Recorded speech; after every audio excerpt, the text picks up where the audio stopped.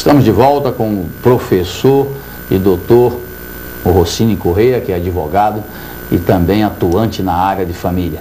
E eu falava, doutor Rossini, sobre essa questão das crianças de rua. Especialmente aqui em Brasília, tem aumentado muito a presença dessas crianças nas ruas. Apesar, é um grande contrassenso, ou contraponto. Quando Brasília possui um dos melhores IDH, né, do mundo, e no Brasil é o melhor IDH, essas crianças, a presença dessas crianças mostra também uma outra parte, né? E eu quero saber do senhor, quais são as perspectivas de futuro para essas crianças? Porque Brasília, ela não pode colocar uma porteira, uma porta impedindo as pessoas de se dirigirem para cá. Todos conhecem que nós temos aqui um cinturão de miséria em volta de Brasília e que pela primeira vez parece-me que os dois governadores de Goiás e do Distrito Federal estão adotando medidas. Mas com relação às crianças de rua, qual é a perspectiva para essas crianças? Na realidade, a colocação é muito procedente porque o direito de ir e vir não pode ser embargado. O cinturão de miséria que cerca Brasília desova aqui diariamente num quantitativo populacional expressivo. Entre esse quantitativo populacional expressivo, há crianças. Há crianças de rua e há crianças na rua. Né? E as duas categorias são preocupantes, porque ainda que se trate de criança na rua, ela está exposta gravemente a riscos. Mas não são os pais que botam essas crianças nas ruas, não? Muito provavelmente sim, diante de estratégias de sobrevivência e que passa pelo fato dessas crianças diante do desemprego na rua, adquirirem recursos, uma vez que seus pais sofrem com desemprego, né? E elas passam, na verdade, a compor a renda familiar expostas a riscos, né? Essa é uma tradição dramática do Brasil, porque o Brasil começa com esta exposição das crianças a risco, né? Não havia política pública no Brasil colônia relativamente à criança. Quem fazia essa política pública eram as ordens religiosas.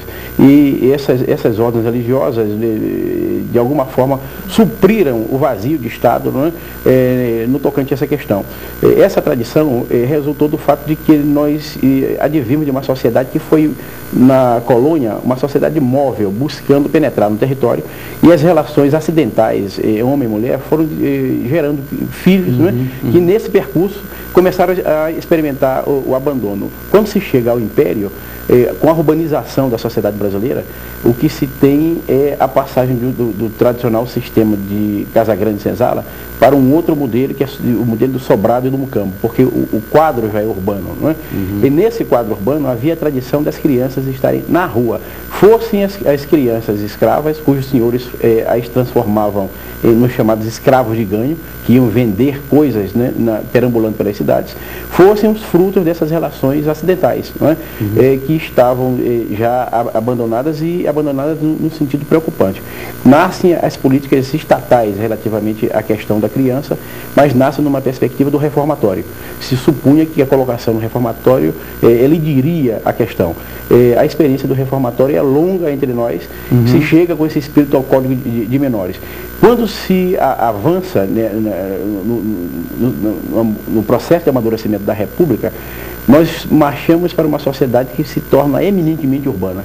E a urbanização do Brasil é uma urbanização dramática, porque ela é reconhecida pelos especialistas como a chamada urbanização da miséria. Significa dizer, onde a afluência se estabelece, o cinturão de miséria acerca para prestar serviços a princípio, e com o aprofundamento das crises sociais, não apenas prestar serviço, mas estabelecer estratégias de sobrevivência que vão até mesmo a extremos de violência. Então nós chegamos a um quadro que é agudo e preocupante e que se tem vítima maior, essa vítima se chama criança. Né? E ela exposta nas ruas, daí para chegar ao crime... Ao crime é um passo. É um passo. Né? E é o que acontece. E é o que acontece, porque a rua se torna uma exposição de tal maneira grave a risco, que para se defender desta violência ambiente, o código da violência tem que ser aprendido pela criança também. E quando ela aprende o código da violência, ela passa a fazer uso dele, né, contra a outra de forma indiscriminada.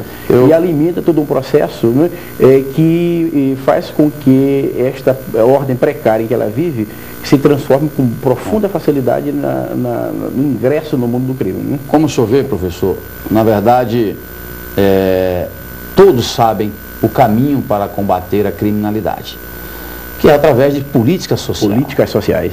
Isso é muito importante, mas parece que o governo, especialmente esse governo, o governo Lula, o governo federal, ele não percebe que esse combate ao crime deve surgir com educação, com políticas públicas, com emprego, com informação para a família, e não com essas medidas simplistas e populistas, como, por exemplo, eu cito Estatuto do Desarmamento, e agora estão querendo gastar 500 milhões de reais para fazer um referendo, para consultar o povo se é a favor ou não a venda de armas.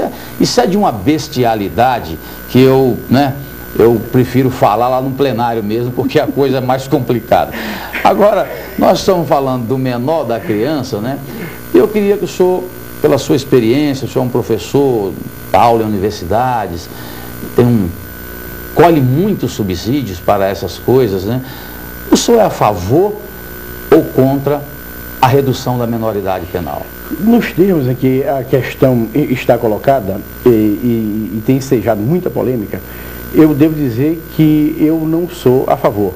Não sou a favor porque a redução da idade penal, ela por si só, não vai estancar o quanto de violência, a manifestação da violência entre nós.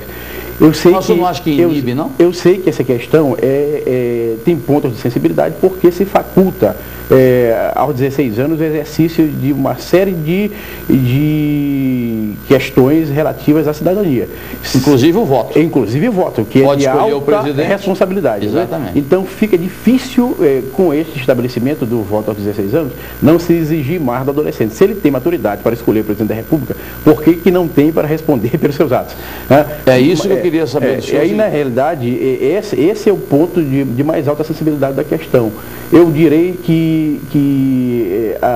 o meu posicionamento se deve ao fato de que esta redução, por si só, não vai resolver a questão da criminalidade. Não vai resolver a questão da criminalidade. Ela precisa, se a redução houver, estar dentro de uma efetiva política pública, não é, relativa à violência no Brasil, que tem raízes em políticas sociais que efetivamente o Estado não realiza entre nós. E quando há essa remissão, essa referência ao fato de que na atualidade nós não temos políticas sociais responsáveis, eu devo dizer que eu subscrevo, não é, a colocação e subscrevo de uma perspectiva crítica, porque os que empolgam o poder do Estado entre nós neste momento fizeram toda uma história, não é, de reivindicação de políticas sociais. E uma vez no poder, são gestores de políticas financeiras, não é, silenciando quanto à sua grave e dramática responsabilidade quanto à política social no Brasil. A gente ainda dentro do mesmo assunto, porque veja só, eu acho que dentro dessa ótica, eu concordo com o senhor. Perfeito. Eu acho que eu sou contra a redução para 16 anos. Existe no Congresso Nacional mais ou menos 16 emendas constitucionais. Sim. Inerentes a este assunto, redução da menoridade penal. Eu tenho uma proposta que eu acho que ela é mais, vamos dizer assim, alvissareira, ela é mais promissora, porque na minha proposta, a proposta de emenda à Constituição que eu faço diz o seguinte: acaba com a responsabilidade penal do menor. Acaba. Não tem idade para se cometer crime. Agora é o seguinte, aquele que cometeu o crime, o agente do crime, ele tem que sofrer uma avaliação por uma junta de especialistas. Pessoas que vivem estudando o comportamento humano, como psicólogos, pedagogos, psiquiatras, assistentes sociais, promotores da infância e do adolescente. Essas pessoas reunidas é que vão fazer uma avaliação no agente do crime. E o que deve ser observado são os aspectos psicossociais. Ou seja, esta pessoa que cometeu esse crime sabia que estava cometendo o crime, tinha capacidade de se autodeterminar.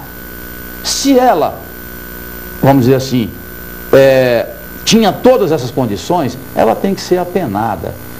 tenha ela 17, 14, 15, 16, enfim, o que eu digo é que não pode ter uma idade para cometer crime. E o Brasil está na contramão do resto do mundo, aonde todos buscam vamos dizer assim, porque tudo isso, doutor Rossini, o que está implícito é o sentimento de impunidade. Veja que eu acho um absurdo colocarmos um limite para cometer um crime, e eu tenho usado muito esse exemplo. Um jovem de 17 anos, 11 meses e 29 dias. Se cometer um homicídio, a sua pena máxima será de no máximo 3 anos. Não é isso? Como medida socioeducativa. Sim. Mas no dia seguinte, ele mata de novo, comete o mesmo crime de homicídio. Ele pode pegar até 30 anos. E eu pergunto, será que em um dia ele amadureceu o suficiente para ter essa diferença brutal de pena? Por isso que eu digo que eu sou contra reduzir para 16. Porque se reduz para 16, o de 15 e o de 14 mata do mesmo jeito. Qual é o seu pensamento com relação a isso? Na realidade, eu compreendo que a sua proposta, ela é simultaneamente dotada da maior liberalidade, por um lado, não é? E de um chamamento à maior responsabilidade, por outro, não é? Certo. Ela busca ultrapassar esse marco temporal, não é? E entrega a uma junta de especialistas a definição deste fato. Sabia o que estava fazendo, não sabia o que estava fazendo. E eu não sei que desdobramento se terá no tocante, digamos, à responsabilização, se terá o pronunciamento do Tribunal do Júri, por exemplo, ou se essa junta também responderia pelo estabelecimento de... Não, a junta só diria quanto à responsabilidade. Se o agente tinha capacidade sabia se estava cometendo um crime ou não. E consciência do que estava fazendo. Ao invés da polícia dizer isso, quem tem que dizer isso? Especialista. A polícia não tem esse papel, quem tem que ser especialista. Sem falta. Eu creio que, na verdade, a ideia é altamente interessante, né? E, nesse particular, ela sintoniza mais o Brasil com certos procedimentos que estão em curso no mundo. Não é? Agora, de toda maneira, é preciso que se compreenda que estes marcos divisórios, não é? Segundo o exemplo proposto, não é?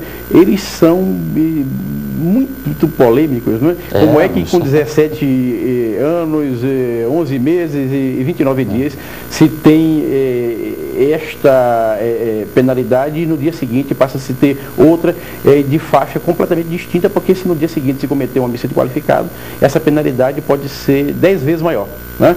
Por isso que eu digo que o assunto é polêmico, elidir essa fronteira é uma ideia sumamente interessante. Não é? Essa é a extremamente interessante. Eu acho que ela, na verdade, é uma proposta que se diferencia do que usualmente tem sido diferente de todas a pauta do debate em torno dessa questão.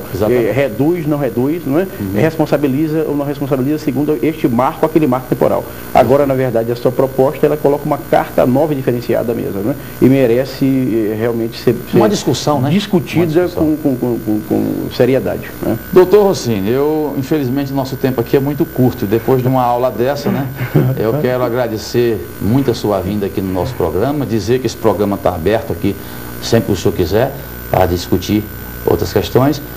E eu quero que o senhor faça as suas considerações finais. Eu faço as considerações finais agradecendo sumamente a oportunidade de poder participar desse debate, de estar presente no programa Questão de Segurança, né? Alberto Fraga, e dizer que comungo das preocupações sensíveis com essas questões que são dramáticas para o futuro da sociedade brasileira e saio particularmente feliz porque discutindo a questão de segurança nós chegamos juntos, né, a uma preliminar de mérito que é a necessária questão de justiça, que só se faz com políticas sociais e este governo federal está convocado a fazer em nome dos interesses maiores da sociedade brasileira, políticas sociais autênticas e verdadeiras, que contemplem a família e que elevem a estabilidade que pode fazer com que o futuro das crianças e da sociedade brasileira em geral esteja numa direção que é aquela que todos nós desejamos, né? Pautada por valores, né? Levando as crianças a terem cidadania e conduzindo-as amanhã ao exercício de corresponsabilidade com o futuro da sociedade brasileira em geral. Muito bem. Muito obrigado mais uma vez. Eu quero aqui parabenizar também Brasília, pelos seus 45 anos e todos os moradores dessa cidade maravilhosa, que é um patrimônio histórico da humanidade. tombada pela Unesco. Parabéns, Brasília. Parabéns, Brasília, por abrigar todos os brasileiros. A gente tem um encontro marcado no próximo sábado, às 13 horas. Tenham todos uma boa semana.